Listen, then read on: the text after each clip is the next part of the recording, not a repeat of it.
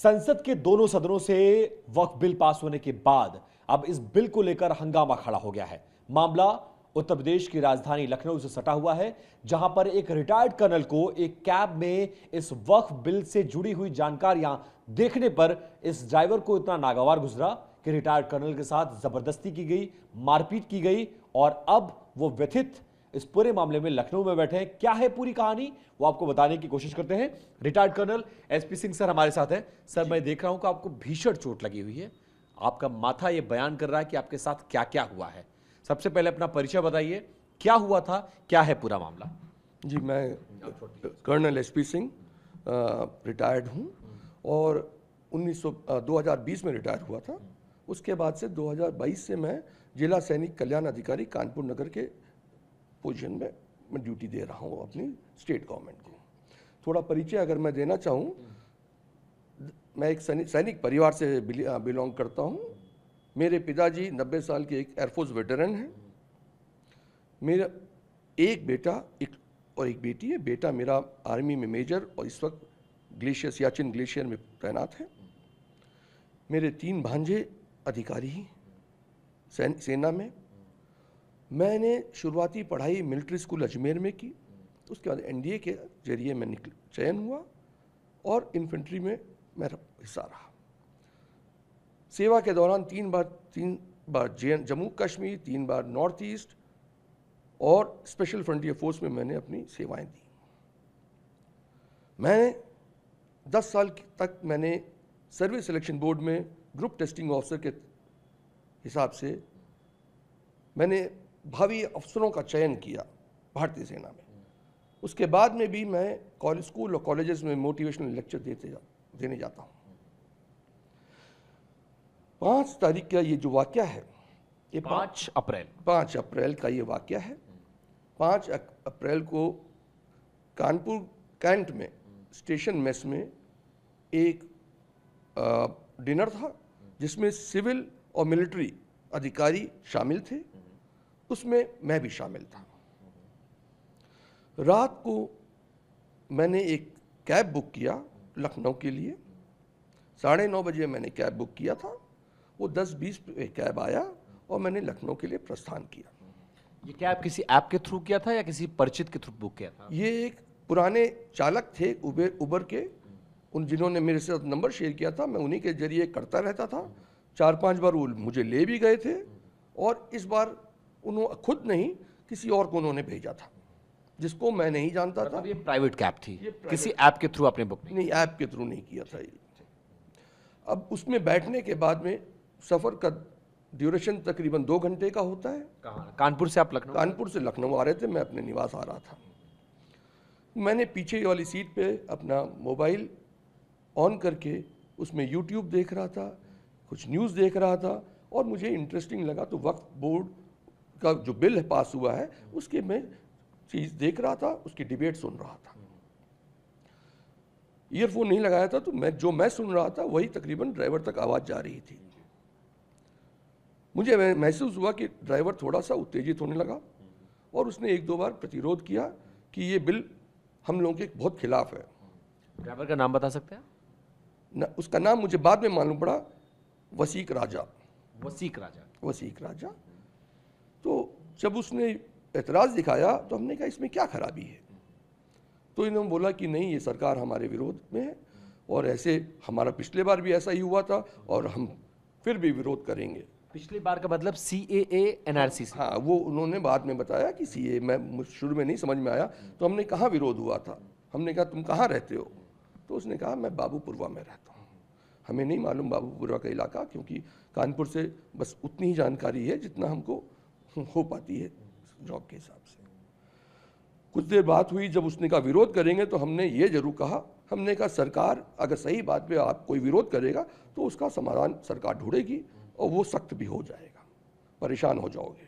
तो गलत चीज़ पे अगर आपके हित में चीज़ है उसको समझें आप। उसी बात पे वो थोड़ा और उत्तेजित हुआ और अभद्र भाषा का थोड़ा इस्तेमाल किया। गुस्सा गर्मी के दौरान वो अपने मोबाइल से कुछ करने लगा। मैंने उसको यहाँ पे भी टोका कि गाड़ी चलाते वक्त मोबाइल का इस्तेमाल मत करिए। 10-15 मिनट के बाद गाड़ी रुकी, मुझे बाद में मालूम पड़ा कि वो आज़ाद नगर चौराहा था। वहाँ पर गाड़ी रुकने के बाद मैं समझने की कोशिश था गाड़ी रोकी क्यों गई है, कि कुछ लोग वहाँ जो खड़े थे, शायद लाठी डंडे, मुझे लगा, कुछ देख नहीं पाया मैं उस वक्त, वो दरवाज़ा खुला और मेरे सिर पे हमला हो गया। मेरे सामने अंधकार छा गया, ब्लैकआउट हुआ, और उस ब्लैकआउट के बाद मैं जब उठने की कोशिश कर रहा था, जब थोड़ी होश, तो मुझे बड़ा दर्द महसूस हुआ पैरों में, जिससे मुझे लगा कि पैरों में भी इन्होंने लाठी डंडे से मारा है। उठने की कोशिश और लड़खड़ाने की वो जो वीडियो की दिखाई गई है, वो मेरे उस सिर की चोट को देखते हुए आप समझ सकते हैं कि किस वजह से हुई होगी। जो आपके सिर में चोट लगी है, ये उन्हीं लोगों ने मारा है? जी। उस ड्राइवर और उसके लोगों ने आपको मारा है? जी। किसने मारा है, मैं वही मेरी रिक्वेस्ट है कि मैंने कहा वो सीसीटीवी कैमरा निकाला जाए, वो फुटेज निकाला जाए जहाँ पर मेरे पर असॉल्ट हो रहा है, और मैं कितनी देर के लिए मैं होश में नहीं हूँ, जिससे कि मैं अपना अगला स्टेटमेंट सही तरीके से दे पाऊँ।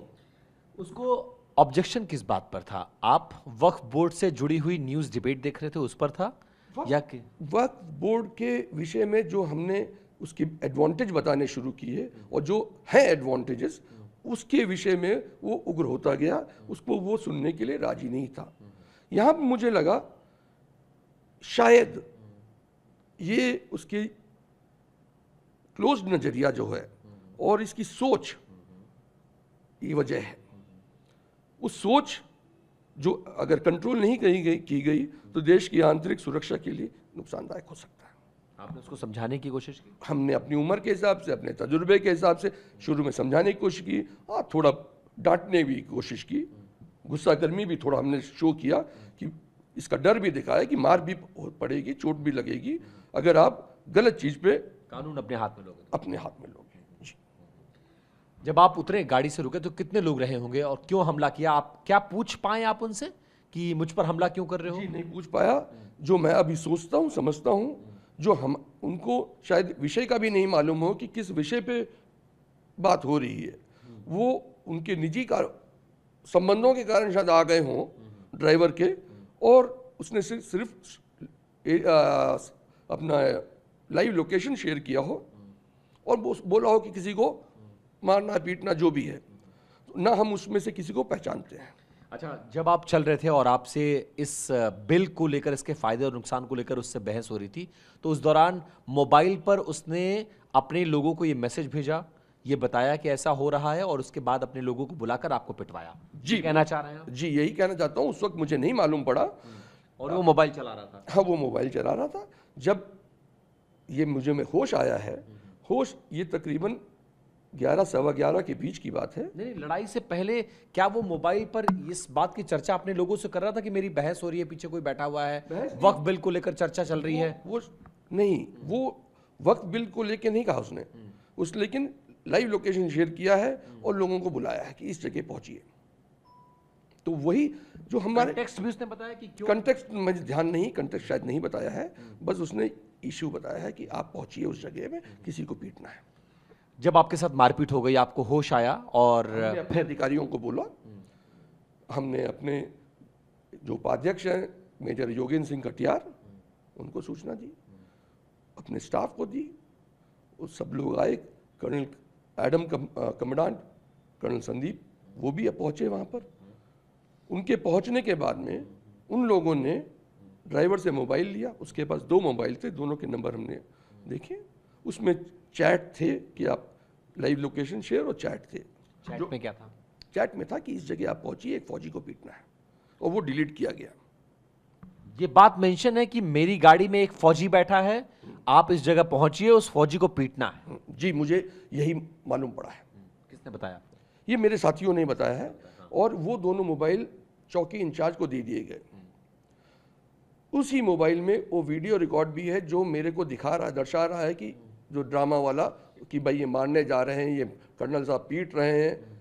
एक आदमी 59 साल का, 7 लोग 27, 28, 30 साल वाले, वो समझ के परे है कि एक अकेला कैसे मार रहा हो, वो अपने आप को बचा रहा है कि मार रहा है, वो दुनिया को मतलब कि जो विरोधी पार्टी को दूर रख रहा है। अच्छा, आप ये आरोप लगा रहे हैं कि वक्फ बिल से जुड़ा हुआ डिबेट आप देख रहे थे, गाड़ी में जो बैठा शख्स था वो दूसरे संप्रदाय का था, वो इस बात को विरोध कर रहा था, आपने समझाने की और उसको डांटने की कोशिश की, इसलिए आप पर हमला हो गया। जी, और संप्रदाय से मुझे फिर वही मैं कहना चाहूँगा, जो मेरा सिखलाई है, मैं जिस परिवेश में पला बड़ा हूँ, ये कट्टर सोच, संप्रदाय से मतलब मेरे को पूरी संप्रदाय से मतलब नहीं है। इस कट्टर सोच रखने वाले लोग जो देश के हित में जो भी काम हो रहा है उसके विरोध में रहते हैं, मैं उनकी उस सोच के खिलाफ हूँ।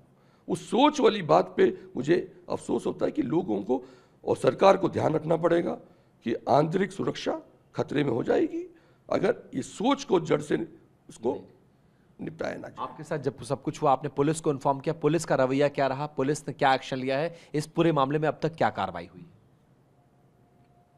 बहुत एक यूनिफॉर्म्ड आदमी दूसरे यूनिफॉर्म के बारे में हमेशा अच्छी सोच रखता है, लेकिन यहाँ पर मेरे साथ बहुत ज़्यादा सहयोग नहीं हुआ।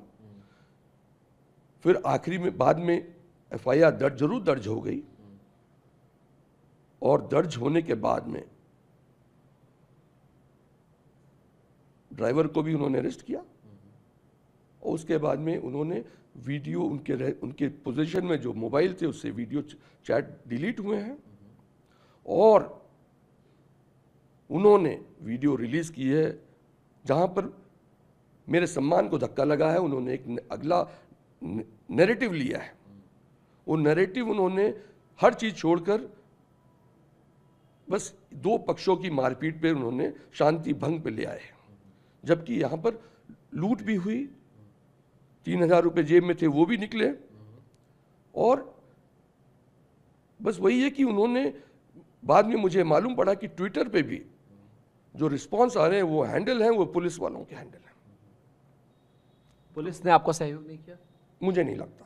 पूरी तरह से आप पुलिस की कार्रवाई से संतुष्ट नहीं हैं? बिल्कुल नहीं है। आप क्या कार्रवाई चाहते हैं इसमें? हम कार्रवाई चाहते हैं कि पूरे जितने सीसीटीवी कैमरा फुटेज हैं वो रिकवर किए जाए, मेरे पर जब हमला हुआ उस समय का फुटेज रिकवर किया जाए। मुझे चाहते हैं कि जो मोबाइल पकड़े हैं उस पर जो चैट लिस्ट है उन सब के बारे में तहकीकात की जाए, की जाए। उनका बैकग्राउंड क्या है, उनका सोशल ग्रुप क्या है, उन किन लोगों के साथ आना जाना उठना बैठना है, किस तरह की गतिविधियों में वो इन्वॉल्व है, और वो पुलिस वाले किस नियत से उन्होंने ये मोटिवेटेड वे में वीडियो रिलीज की, उसकी वजह बताई जाए। और गलत बयानी जो किया है, गलत नैरेटिव किया है, जहां पर विक्टिम को ही एक्यूज्ड बना दिया गया है। लेकिन इसमें पुलिस की थ्योरी ये कह रही है कि कर्नल साहब आ रहे थे, कर्नल साहब शराब के नशे में धुत थे, शराब के नशे में उन्होंने गाली गलौज की, मारपीट की, कपड़े फाड़ दिए, और उसके बाद ये सब कुछ हुआ। दूसरा पक्ष ये कहता है। बिल्कुल, ये भी सुना हमने। हम पार्टी से आ रहे थे, मैं ये मना नहीं, मैं सोशल ड्रिंकर हूँ, और लेकिन वहाँ पर ऐसी कोई बात नहीं थी। अगर ऐसी कोई बात होती तो मेरा मेडिकल होता, ब्लड टेस्ट लेना चाहिए था। आपको मेडिकल नहीं कराया गया? मेडिकल हुआ बट ब्लड टेस्ट नहीं हुआ। मैं फिर आखिरी बात, मैं ड्राइव नहीं कर रहा हूं, अगर मैंने ड्रिंक भी ली बैक सीट पे हूं। मेरा कहने का मतलब है कि एक रिटायर्ड कर्नल या एक प्रेजेंट जिला सैनिक कल्याण अधिकारी जो राज्य सरकार का कर्मी है, अधिकारी है, उसको क्या उसके साथ ये व्यवहार होना चाहिए था? मेरे 40 साल का जो पहले मैंने किया वो सब एक, मेरे को शारीरिक चोट का डर वो नहीं, परेशानी नहीं है, मेरे जो आत्मसम्मान को धक्का लगा है वो मुझे कष्ट है। क्या कार्रवाई चाहते हैं? फिर उसके बाद में मैं आया हूँ, एडमिट रहा हूँ। मैं अभी तक क्यों नहीं बोल पाया ये भी बता रहा हूँ। मैं कल शाम को मैं डिस्चार्ज हुआ हूँ, अंडर ऑब्जर्वेशन था कमांड हॉस्पिटल लखनऊ में। तो ये कार्रवाई कि मुझे सरकार से पूरी उम्मीद है कि न्याय मिलेगा। आप चाहते हैं कि ये मामला योगी जी तक पहुंचे और योगी जी इसमें एक्शन लें, उन पुलिसकर्मियों के खिलाफ जिन्होंने मामला हल्का किया, उस ड्राइवर के खिलाफ जो अपने साथियों के साथ मिलकर आपके साथ मारपीट की है? जी, मैं मेरी ये मोदी जी, आपने योगी जी से जरूर ये रिक्वेस्ट रहेगी कि इसको थोड़ा सा गंभीरता से लिया जाए, और जो बस इसके आगे मैं कहने में थोड़ा सा भी परेशान हूँ। आप भावुक हो रहे हैं? भावुक फौजी हूँ, भावुक शारीरिक नहीं, मानसिक तौर पे जरूर हूँ। जो जरूर उन्होंने जिस तरह के बयान चल गया मीडिया में, जिस तरह की मोटिवेटेड लीक्स डाली गई, कहानी पेश की गई, उससे मुझे दुख हुआ, आहत हूं मैं। कड़ी कार्रवाई चाहते हैं? जी चाहता हूं, जो भी देश की सुरक्षा के लिए बहुत जरूरी हो। हमने लोगों ने संविधान की कसम खाई है, हम उसके साथ हैं। पहले भी कसम थी, जहां देश को जरूरत पड़ेगी वहां पहुंचेंगे। आज भी हम उसी उसमें हैं, और बाकी सरकार को देखना पड़ेगा ये सब चीज। बहुत धन्यवाद बात करने के लिए। तो इस पूरे मामले में दो पक्ष आ रहे हैं। कर्नल साहब का पक्ष ये कहता है कि उन्होंने उस डिबेट को देखा और उस लड़के के विरोध को जब उन्होंने दबाने की कोशिश की तो मारपीट की गई, जबकि दूसरा पक्ष ये कह रहा है कि शराब के नशे में उस ड्राइवर के साथ मारपीट की गई। अब इस पूरे मामले में दोनों तरफ से कड़ी कार्रवाई की मांग की जा रही है। एफआईआर दर्ज हो चुकी है, पुलिस का पक्ष जानने की कोशिश की जा रही है। कैमरा पर्सन सुभाष के साथ विपिन चौबे, TV9 भारतवर्ष, लखनऊ।